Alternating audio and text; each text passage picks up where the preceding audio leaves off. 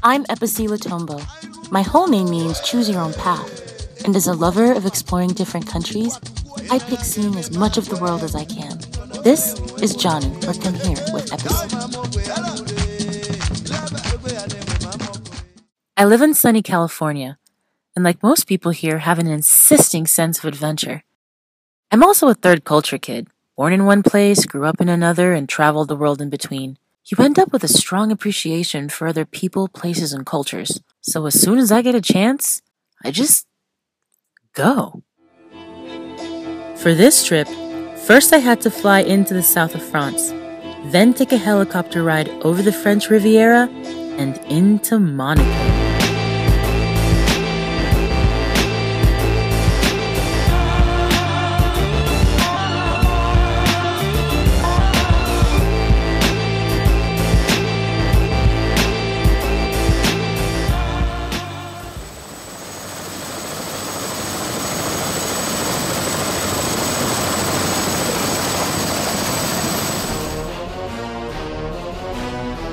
So I'm here in Monte Carlo in Monaco. It's so beautiful, just walking outside and looking out your window, or just finding a nice little park and sitting down and enjoying the beauty around you, because it's so small and the community of people is so small that you really don't have to do anything extra to have such a wonderful time. The second smallest city-state in the world, the Principality of Monaco is the world's most densely populated independent country.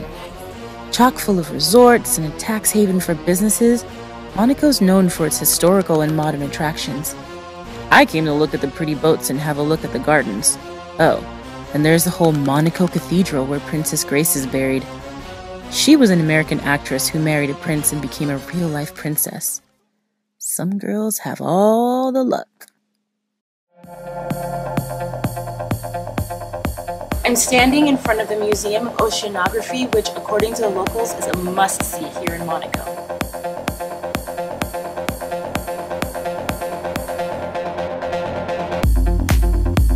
My favorite part of traveling is running into other Africans or even foreigners living in the place I'm exploring. I like to ask about their experiences or general points of view, on anything that comes to mind, really.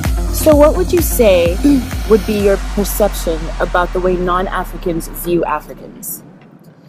I think that it depends, really, because there's a group of non-Africans who have a fairly good information about Africans, but it's only through the images that they are bombarded with from the media. Okay. And then there's another group of non-Africans who have close to nothing. Wow. In terms of information about Africa and what Africa is all about. Yeah. So, you think the 21st century we would have gone further, but not really. And last question for you is, if there were one thing that you could change about a perceived misconception that non-Africans have of us as Africans, what would that be?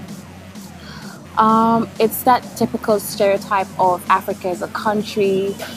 Yeah, and we're not one country. No, there's so much diversity. You 50 plus imagine. countries. Even in Ghana alone, we have over 100 languages, over 100 cultures, ethnic groups. That's how different we are. I thought it was just Ghana. Cameroon. No, it's everywhere in Africa. So we're very diverse. We have different social classes, different people. Yes, we have, a high class. We have a middle class. Yeah. A small one though, but we do have. Yes. And then we have a lower class. So, like in every other society. In every other society. Okay. Well, thank you so much for talking with us today.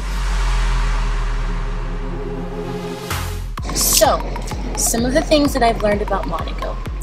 Number one, it's a principality, not a country. So, the head of state is a prince. Go figure. Number two, speak French. At least elementary French, so you could communicate with people.